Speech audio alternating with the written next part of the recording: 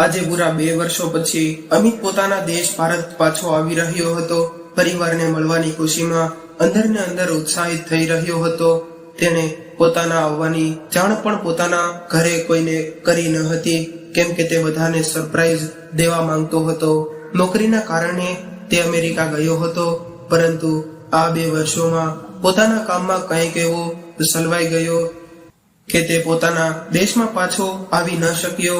Airport પર ઉતર્યા પછી અમિત વિચારવા લાગ્યો કે છેલ્લી વખત જ્યારે તેની પત્ની હેતલ સાથે વાત થઈ હતી તો તેણે જણાવ્યું હતું કે મમ્મીની તબિયત આજકાલ ઠીક નથી રહેતી। કદાચ તેમને શહેરનું વાતાવરણ માફક નહીં આવ્યું હોય, એટલા માટે થોડા દિવસો તેઓ ગામડે રહેવા જતા રહ્યા છે। થોડા સમય માટે તેમણે આજુબાજુ અંબા કાકીના ઘરનો એક રૂમ ભાડે લઈ લીધો છે। અમિત જલ્દીથી જલ્દી પોતાના માતા પિતાને મળવા માંગતો હતો, એટલા માટે એ એરપોર્ટ પર ઉતરીને પોતાની પત્નીને મળ્યા વગર જ ટેક્સી કરીને સીધો ગામડે જવા માટે નીકળી ગયો। ગામડે પહોંચીને જેવો તે ટેક્સીની બહાર નીકળ્યો તો તે પોતાના ગામની માટીની ભીની ભીની સુગંધ તે પોતાની તરફ આકર્ષિત કરવા લાગી। તેનું નાનપણ તેની આંખોની સામે કોઈ ચલચિત્રની જેમ દેખાવા લાગ્યો। અંબા કાકીના ઘરે જતા તે ગામની દરેક ગલી અને ચોકને ખૂબ જ ધ્યાનથી જોતો હતો અને પોતાના માતા પિતાની સાથે ત્યાં વિતાવેલી અનમોલ પલોને યાદ કરતો હતો। જ્યારે અમિત અંબા કાકીના ઘરે પહોંચ્યો તો તેને જોતા જ કાકીના વૃદ્ધ ચહેરા પર એક મુસ્કાન ફેલાઈ ગઈ। જય શ્રી કૃષ્ણ કાકી, કેમ છો તમે? હું બરાબર છું દીકરા, તમારા બધાનું શું હાલચાલ? હું ઠીક છું કાકી। એવું કહેતા અમિત ચારે તરફ નજર ફેલાવા લાગ્યો। તેની નજરો પોતાના માતા પિતાને શોધી રહી હતી। ત્યારે અંબા કાકી બોલ્યા, શું થયું અમિત બેટા, કોને શોધી રહ્યો છે? એટલે અમિતે કહ્યું, કાકી મારા માતા પિતા ક્યાં છે? ઘણો સમય થઈ ગયો તેમને મળ્યો નથી, શું તમે એમને બોલાવી દેશો? અમિતની વાત સાંભળીને અંબા કાકી હેરાન રહી ગયા। આ તું શું કહી રહ્યો છે બેટા? તારા મમ્મી પપ્પા તો શહેરમાં જ રહે છે ને? મને તો કેટલાય વર્ષો થઈ ગયા તારી મમ્મીને ગળે મળ્યાના। આ સાંભળીને અમિતના ચહેરાનો રંગ ઉડી ગયો અને ફીકી મુસ્કાન સાથે બોલ્યો, પણ કાકી મમ્મી પપ્પા તો ઘણા સમયથી ગામડે પાછા આવી ગયા હતા અને તેઓ અહીં તમારા ઘરે જ ભાડે રહેતા હતા ને? એટલે કાકી હેરાનીથી બોલ્યા, ના અમિત બેટા, તને કંઈક ગેરસમજણ થઈ લાગે છે। તારા મમ્મી પપ્પા તો કેટલાય સમયથી અહીં આવ્યા જ નથી। પ્રવીણાને મળવા માટે તો મારી આંખો પણ તરસી રહી ગઈ છે। આ સાંભળીને અમિતની હેરાણીનું ઠેકાણું ન રહ્યું। તે ગંભીર વિચારમાં પડી ગયો। પછી બહાર નીકળીને અમિત ગામના અન્ય લોકોને પણ પૂછતાછ કરવા લાગ્યો, પરંતુ તેને કંઈ જ સમાચાર મળ્યા નહીં। આખરે મમ્મી પપ્પા ક્યાં છે એમ વિચારતા તેને થયું કે પોતાની પત્નીને ફોન કરીને પૂછી લે, પરંતુ તેણે ફોન કર્યો તો તેની પત્નીનો ફોન સ્વિચ ઓફ હતો। તેણે ઘણી વખત કોશિશ કરી, પરંતુ પોતાની પત્ની સાથે વાત ન થઈ શકી। થાકી હારીને અમિત પાછો ટેક્સીમાં બેસી ગયો અને પોતાના શહેર તરફ નીકળી પડ્યો। અમિતને આટલો ચિંતામાં અને બેચેન જોઈને ટેક્સી ડ્રાઈવરે તેને તેની પરેશાનીનું કારણ પૂછ્યું તો અમિતે તેને બધી જ વાત જણાવી દીધી। જેવા જ તે લોકો શહેર પહોંચ્યા તો ટેક્સી ડ્રાઈવરે ગાડી માતાજીના મંદિરની બહાર રોકી લીધી અને કહેવા લાગ્યો કે સાહેબ, આ મંદિરની ખૂબ જ માન્યતા છે। કહેવાય છે કે આ મંદિરમાં માથું ટેકીને જે કંઈ પણ માંગો તે ઈચ્છા પૂરી થઈ જાય છે। ટેક્સી ડ્રાઈવરની આ વાત સાંભળીને અમિત પણ તે મંદિરમાં માથું ટેકાવવા માટે જતો રહ્યો। મંદિરે પ્રાર્થના કર્યા બાદ જેવો જ તે મંદિરના પ્રાંગણામાં આવ્યો તો તેણે જોયું કે ત્યાં ખૂબ જ ભીડ જમા થઈ ગઈ હતી, કેમ કે ત્યાં અમુક લોકો પ્રસાદ વિતરિત કરવામાં આવી રહ્યો હતો અને ઘણા ગરીબ અને ભૂખ્યા લોકો ત્યાંથી પ્રસાદ લઈને ખાઈ રહ્યા હતા। ત્યારે તેની નજર ઊંધા ઉભેલા એક વૃદ્ધ વ્યક્તિ પર પડી। તે વ્યક્તિ મેલા ઘેલા કપડામાં હતા। તેના દાઢી અને નખ વધેલા હતા અને ખૂબ જ મુશ્કેલીથી ચાલી રહ્યા હતા। તે વૃદ્ધ ભીડમાં ઘૂસીને પ્રસાદ લેવાની કોશિશ કરી રહ્યા હતા, પરંતુ કોશિશ કરવા છતાં પણ ભીડની અંદર જઈ શકતા નહોતા। કમજોર વૃદ્ધ વ્યક્તિ હિંમત કરીને ફરી પ્રયત્ન કરવા લાગ્યા, પરંતુ ભીડમાં ટકી રહેવા માટે પોતાને અસમક્ષ મહેસૂસ કરી રહ્યા હતા. પરંતુ ઘણી કોશિશો પછી જેમ તેમ જ્યારે તેઓ પ્રસાદ લેવા માટે પહોંચ્યા ત્યાં સુધીમાં પ્રસાદ પૂરો થઈ ગયો હતો. તે વૃદ્ધ વ્યક્તિ નિરાશ થઈને ત્યાં જ બેસી ગયા. તેમની આંખોમાંથી આંસુ વહેવા લાગ્યા. અમિત પાછળ ઊભો આ બધું જોઈ રહ્યો હતો. તેને વૃદ્ધ વ્યક્તિ પર ખૂબ જ દયા આવી ગઈ. તે દોડીને તેમની પાસે આવ્યો અને તેમના ખભા પર હાથ રાખીને કહેવા લાગ્યો કે કાકા, તમે ચિંતા ન કરો, હું હમણાં તમારા માટે ખાવાનું લઈને આવું છું. એવું કહેતા જેવો જ તે અમિત જવા લાગ્યો તો એકાએક ચોંકી ગયો. તે વ્યક્તિ તેને કંઈક ઓળખીતા હોય એવું લાગ્યું. જાણે તે વૃદ્ધ વ્યક્તિમાં પોતાના પિતાની ઝલક દેખાઈ રહી હોય. એકાએક તેના હૃદયના ધબકારા તેજ થઈ ગયા અને તે જતા જતા અચાનક ઊભો રહી ગયો. પાછળ વળીને અમિતે તે વૃદ્ધ વ્યક્તિને ધ્યાનથી જોયા તો તેને એવું મહેસૂસ થયું કે જાણે તેના પિતા હોય અને તેની આંખોની સામે અંધારું છવાઈ ગયું. તે જોઈને દંગ રહી ગયો કે મેલા ઘેલા કપડામાં તે વૃદ્ધ વ્યક્તિ બીજું કોઈ નહીં પણ તેના પિતા બકુલભાઈ હતા. જેમની આંખોમાં અંદર ઊંડી ઉતરી ગઈ હતી અને શરીર કંકાળ માત્ર રહી ગયું હતું. અમિતને પોતાની આંખો પર વિશ્વાસ નહોતો થઈ રહ્યો. થોડી ક્ષણો માટે તેના મોઢામાંથી કંઈક શબ્દ પણ ન નીકળી શક્યા. પછી રૂંધાયેલા ગળે તે બોલ્યો, પપ્પા, તમે અહીં આ હાલતમાં તમારી આવી હાલત કઈ રીતે થઈ અને તમે ક્યાં જતા રહ્યા હતા? મેં તમને ક્યાં ક્યાં ન શોધ્યા? એવું કહેતા અમિત પોતાના પિતાના ગળે વળગી ગયો. ત્યારે બકુલભાઈ એક નજર તેની તરફ જોયું અને તૃણાએથી ચટકતા કહ્યું, અમારી આ હાલતનો જવાબદાર ફક્ત તું છે. તો હવે શું લેવા આવ્યો છે?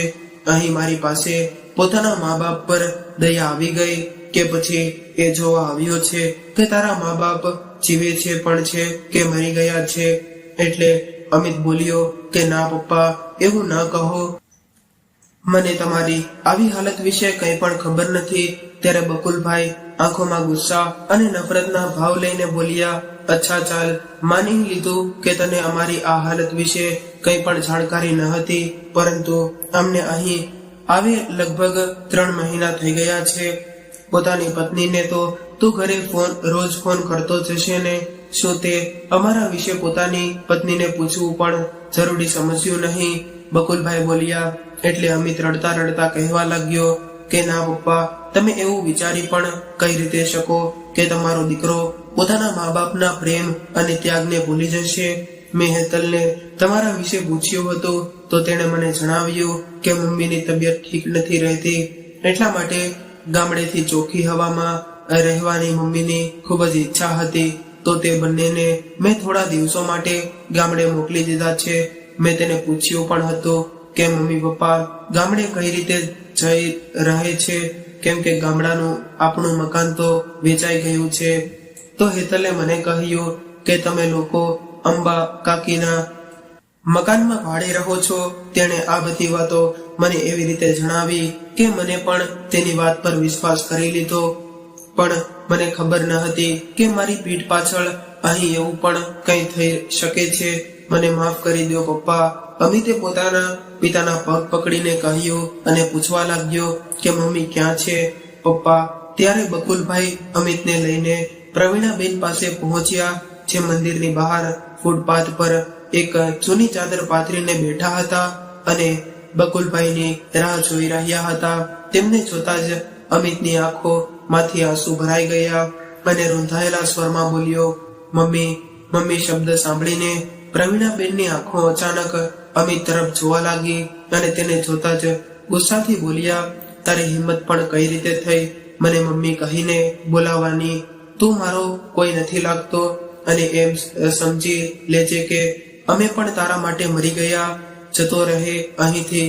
એટલે અમિત રડતા રડતા પોતાની માના પગમાં પડી ગયો અને બોલ્યો, પોતાના આ નાલાયક દીકરાને બસ એક વખત માફ કરી દો મમ્મી. ભૂલ મારી જ છે કે મેં હેતલ ઉપર આંખો બંધ કરીને અને તેના પર વિશ્વાસ કરીને તમારા બંનેની જવાબદારી તેને સોંપીને હું વિદેશ જતો રહ્યો. પરંતુ મને ખબર ન હતી કે જ્યારે હું તમને લોકોને મળીશ તો તમને તમારી આવી હાલત જોઈને, પરંતુ મમ્મી આજે હું કસમ ખાઉં છું કે તમારા બંનેની એક એક મુશ્કેલીઓનો હિસાબ હું લઈશ. મમ્મી તમે પોતે જ વિચારો, શું તમારો અમિત તમારી સાથે ક્યારેય પણ આવું કરી શકે? તમારી આ હાલત જોઈને મારા મન ઉપર શું વીતી રહ્યું છે એ હું જ જાણું છું. એટલું કહેતા અમિત પોતાની મમ્મીને ગળે વળગીને રડવા લાગ્યો. અમિતે પોતાના મમ્મી પપ્પાને ટેક્સીમાં બેસાડ્યા અને તેમને એક સારી હોટલમાં લઈ ગયો.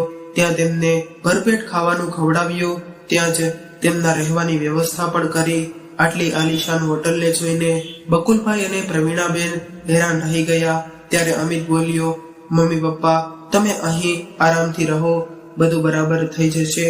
ત્યારે હું તમને ઘરે લઈ જઈશ, પરંતુ સૌથી પહેલા મને પૂરી વાત જણાવો, જેથી મને પણ ખબર પડે કે હેતલે મારાથી શું શું છુપાવ્યું છે. બેટા શું કહું તને, તારા ગયા પછી 4-5 મહિના સુધી તો હેતલનો વ્યવહાર ખૂબ જ સારો હતો. અમે તો પોતાની જાતને ખૂબ જ ખુશનસીબ સમજી રહ્યા હતા અને હર પળ ભગવાનનો આભાર માનતા હતા કે અમને આવા દીકરા અને વહુ મળ્યા. પરંતુ અમને શું ખબર હતી કે વહુનો સારો વ્યવહાર ફક્ત અમને ભ્રમિત કરવા માટે જ છે. જ્યારે તેને ખબર પડી કે તું હજુ 1 વર્ષ માટે અમેરિકા રહેવાનો છે તો તેનું વર્તન એકદમ બદલાઈ ગયું. આખો દિવસ તે પોતાની માં સાથે ફોન પર વાતો કરતી રહેતી અને બધું ઘરકામ કરવાની જવાબદારી ફક્ત તારી મમ્મી ઉપર હતી. પછી બકુલભાઈ બોલ્યા, બેટા હેતલ અમારી સાથે રોજ ખરાબ રીતે વર્તન કરતી હતી અને જો તારી મમ્મી કંઈક કહેતી તો ઘરમાં તાંડવ મચાવી દેતી હતી. એક દિવસ સવારે જ્યારે અમે બંને ઉઠ્યા તો જોયું કે હેતલ ઘરેથી ગાયબ હતી અને અમે આખું ઘર શોધ્યું, પરંતુ તે ક્યાંય નહીં મળી અને તેને ફોન લગાડ્યો, પરંતુ તેને ફોન પર ઉઠાવ્યો નહીં.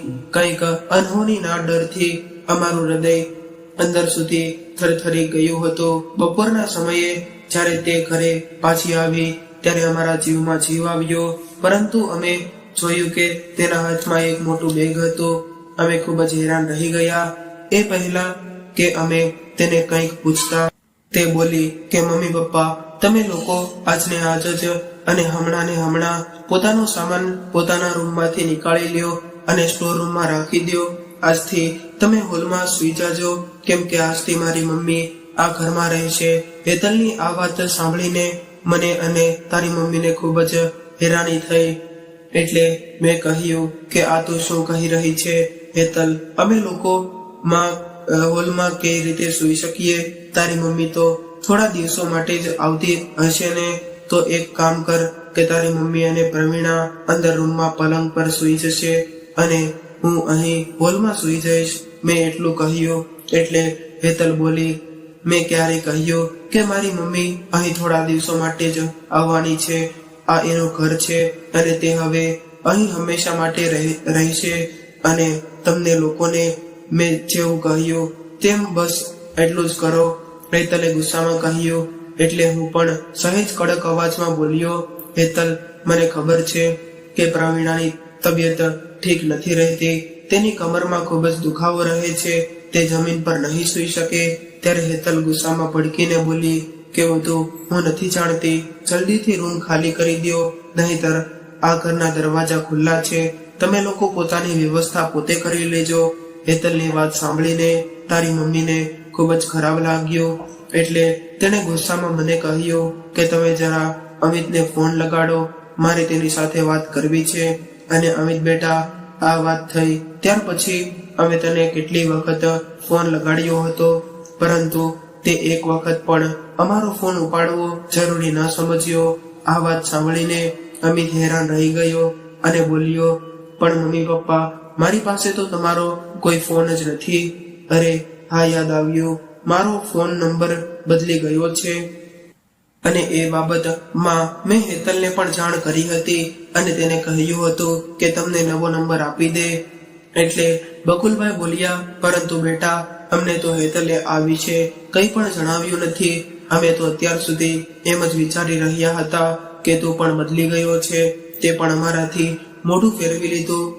પછી પ્રવીણાબેન બોલ્યા, બેટા, મેં એક વખત હેતલને કહ્યું પણ હતું કે મારી એક વખત અમિત સાથે વાત કરાવી દે. તો હેતલે કહ્યું કે મારા પતિએ તમારો ઠેકો નથી લઈ રાખ્યો કે દરેક વખતે વાત પર તમે લોકો અમિતને ફોન લગાડવાની વાત કરો છો. તેઓ ત્યાં કામ કરવા ગયા છે, આરામ કરવા નથી ગયા. અને આમ પણ તેમને બધી ખબર છે કે તેમની રજામંદીથી હું પોતાની મમ્મીને અહીંયા પણ લઈને આવું છું. હા પપ્પા, મને હેતલે કહ્યું હતું કે તે પોતાની મમ્મીને આપણા ઘરે લઈને આવી રહી છે, કેમ કે તેના ભાઈ અને ભાભી તેના મમ્મીનું સારી રીતે ધ્યાન નથી રાખતા અને તેમની સાથે ઝઘડા કરે છે. પરંતુ પપ્પા, જો મને ખબર હોત કે હેતલ અને તમને બંનેને તમારા રૂમમાંથી કાઢી રહી છે તો હું ક્યારેય પણ તમારી સાથે એવું ન થવા દેત. આ સાંભળી બકુલભાઈની આંખોમાં પણ આંસુ આવી ગયા અને કહેવા લાગ્યા કે બેટા, વહુએ અમારી એવી હાલત કરી નાખી હતી કે અમારી પાસે બીજો કોઈ રસ્તો જ ન બચ્યો. અમે વિચારી લીધું હતું કે જો 2 રોટલી ખાવી છે તો વહુની વાતો ચૂપચાપ સાંભળવી પડશે. બેટા, એક દિવસ તારી મમ્મીને તાવ ચડ્યો હતો અને હું તેની સેવામાં લાગેલો હતો. આમ તો આખા ઘરનું કામ તારી મમ્મી જ કરતી હતી. એ દિવસે હેતલ આવીને કહ્યું કે મારા મામા ઘરે આવી રહ્યા છે, એટલા માટે મમ્મી આજે સારું એવું જમવાનું બનાવશે. એટલે મેં કહ્યું કે કેવી નિર્દય છો તું, કે શું તને દેખાતું નથી કે તારા સાસુ બીમાર છે? તારે તો તેમની સેવા કરવી જોઈએ.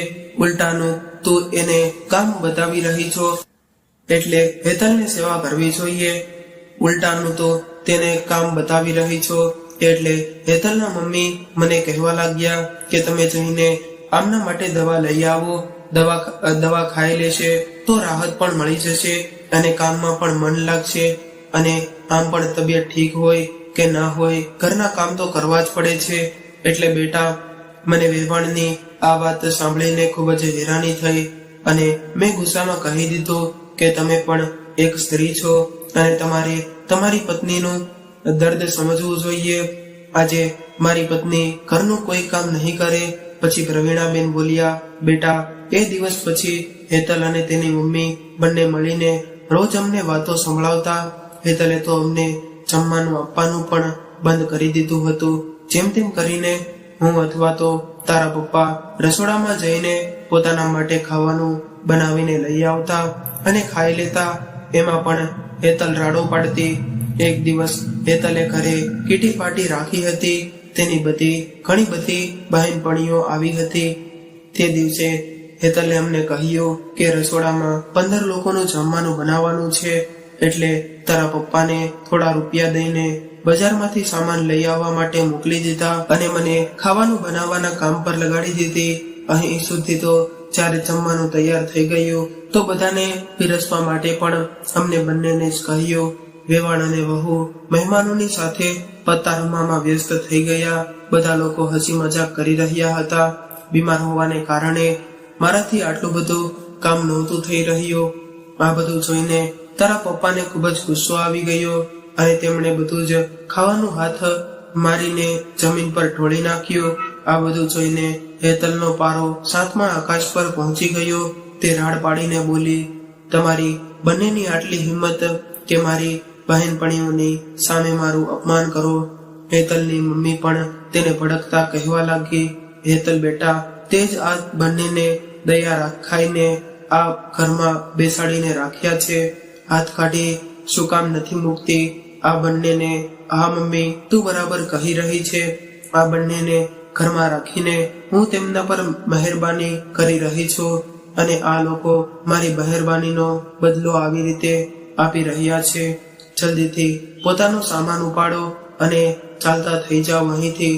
અમિતને આ બધું કહેતા પ્રવીણાબેન ધ્રુસરે રડવા લાગ્યા અને કહેવા લાગ્યા, બેટા, તું નથી જાણતો, હેતલે ધૂમ ધકતા તડકામાં ભર બપોરે અમને ઘરેથી બહાર કાઢી મૂક્યા. અમે ક્યાં જવાના હતા?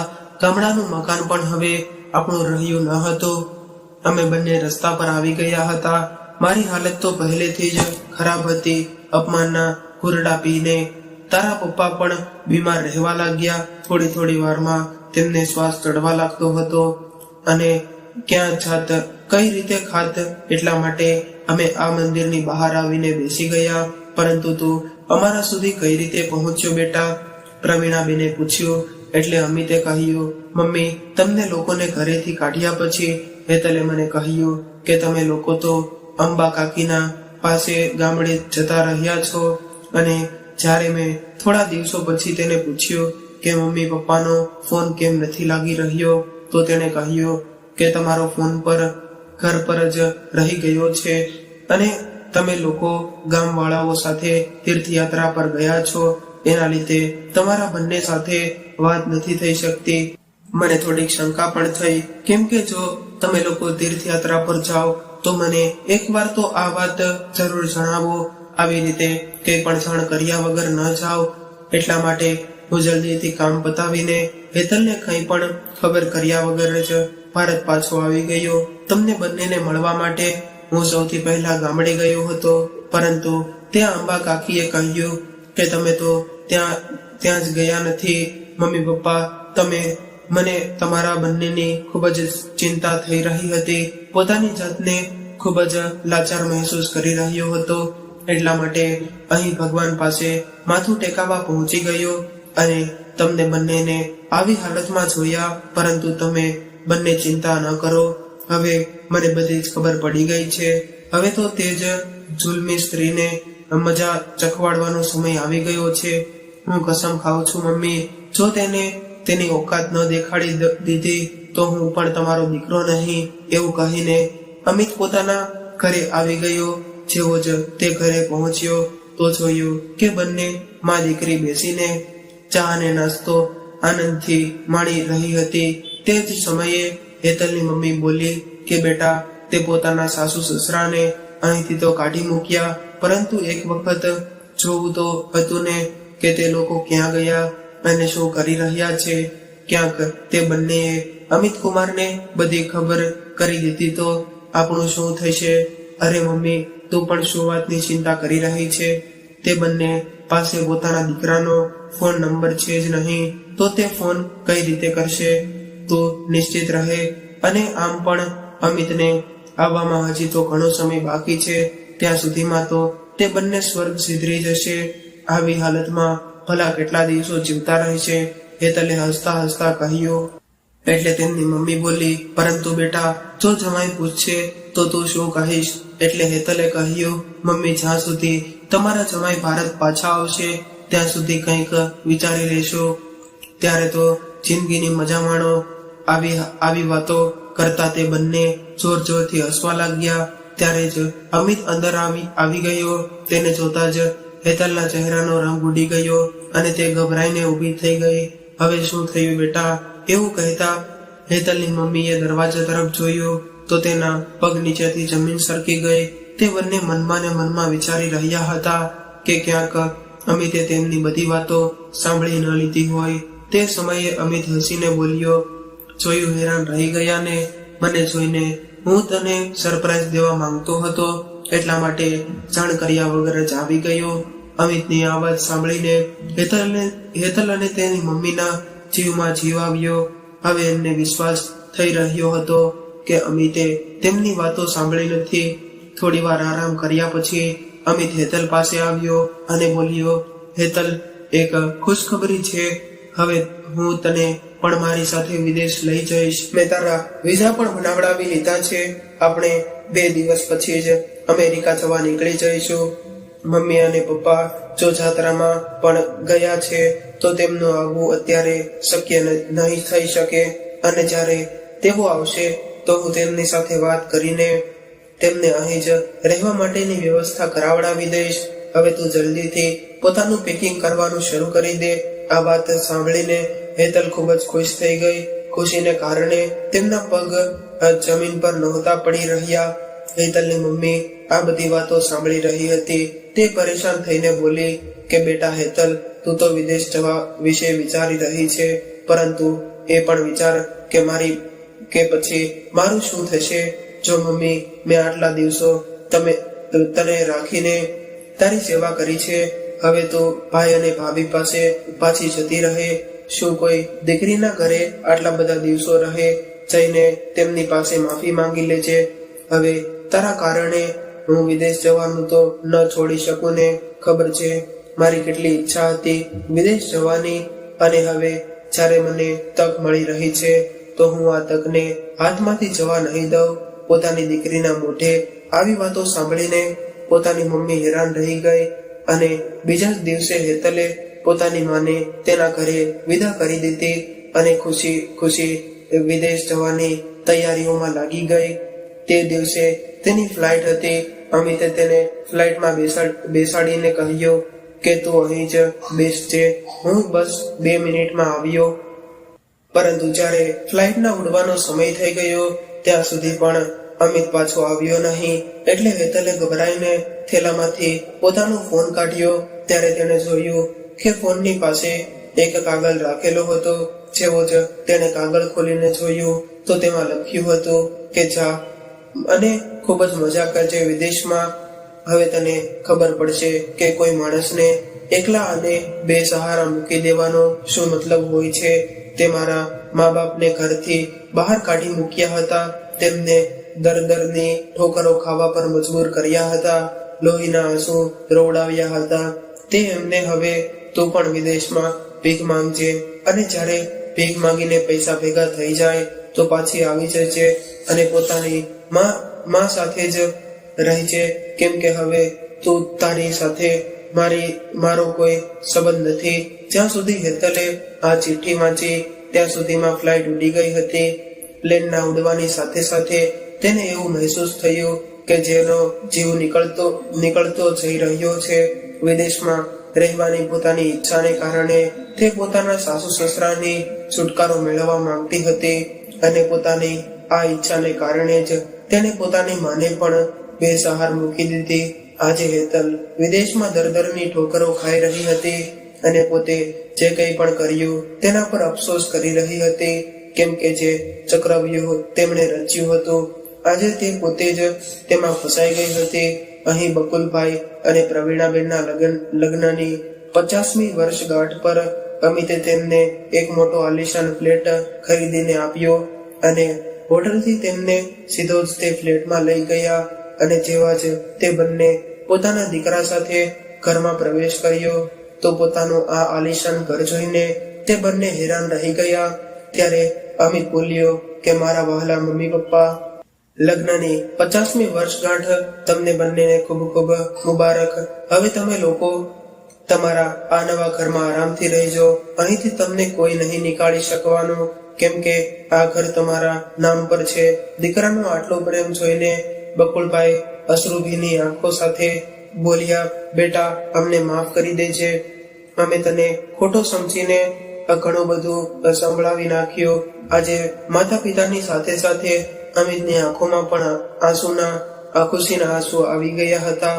થોડા સમય પછી અમિતને હેતલનો ફોન આવ્યો, પરંતુ અમિતે તેનો ફોન કાપી નાખ્યો. તેણે ઘણી વખત ફોન લગાડ્યો, પરંતુ અમિતે ફોન ઉઠાવ્યો નહીં. ત્યારે બકુલભાઈના પૂછવા પર અમિતે તેમને બધી જ વાત જણાવી કે કઈ રીતે તેણે હેતલને તેના ખરાબ કર્મોની સજા આપી. આટલું સાંભળતા જ બકુલભાઈ અને પ્રવીણાબેન હેરાન રહી ગયા. થોડી વારમાં હેતલનો ફરીવાર ફોન આવ્યો તો બકુલભાઈએ ફોન ઉઠાવ્યો. સામેથી હેતલનો રડવાનો અવાજ આવ્યો અને પછી આજીજી કરતા બોલી, પપ્પા મને માફ કરી દો, મેં તમારા બંને સાથે ખૂબ જ ખરાબ કર્યું છે, જેને કારણે અમિતે મને એકલી મૂકી દીધી છે. તેમણે મારી સાથે બધા જ સંબંધ ખતમ કરી નાખ્યા છે. તમે જ તેમને કંઈક સમજાવો ને, હું અહીં ખૂબ જ તકલીફમાં છું. પપ્પા મને સબક મળી ગયો છે. હું કસમ ખાઉં છું કે આજ પછી તમને બંનેને કોઈ પણ તકલીફ નહીં થવા દઉં. હેતલનું આટલું કહેવા પર બકુલભાઈ અને પ્રવીણાબેનનું મન પીગળી ગયું. તેમણે દીકરાને કહીને હેતલને આવવાની વ્યવસ્થા ઘરે પહોંચી ગઈ, અને તેમણે પોતાના સાસુ સસરાના પગમાં પડીને તેમની પાસે માફી માંગી અને તેમની ખૂબ જ સેવા કરવા લાગી. આજે એક દીકરાને દુનિયાવાળાઓની સામે એક સરસ ઉદાહરણ આપ્યું હતું, પરંતુ અહીં હેતલની માં જ્યારે પોતાના ઘરે પહોંચી તો જોયું કે તેનો બધો સામાન સ્ટોર રૂમમાં શિફ્ટ કરાવી દીધો હતો. તેમના પોતાના રૂમમાં તેમના માટે કોઈ પણ જગ્યા નહીં, કેમ કે તે રૂમમાં તેમની વહુના પિતા આરામ કરી રહ્યા હતા અને ટીવી પર ગીત વાગી રહ્યું હતું. જેવું કરશો તેવું ભરશો, બાવળિયા વાવ્યા તો આંબા ક્યાંથી પામશો. તો મિત્રો, આજની આ વાર્તા તમને કેવી લાગી અને તમે કયા શહેરમાંથી સાંભળી રહ્યા છો તે કોમેન્ટ કરીને જરૂરથી જણાવજો. અને જો આ વાર્તા ગમી હોય તો લાઈક કરીને વધુમાં વધુ શેર પણ કરજો અને આવી જ અવનવી વાર્તા સાંભળવા માટે ચેનલને જરૂરથી સબસ્ક્રાઇબ કરજો.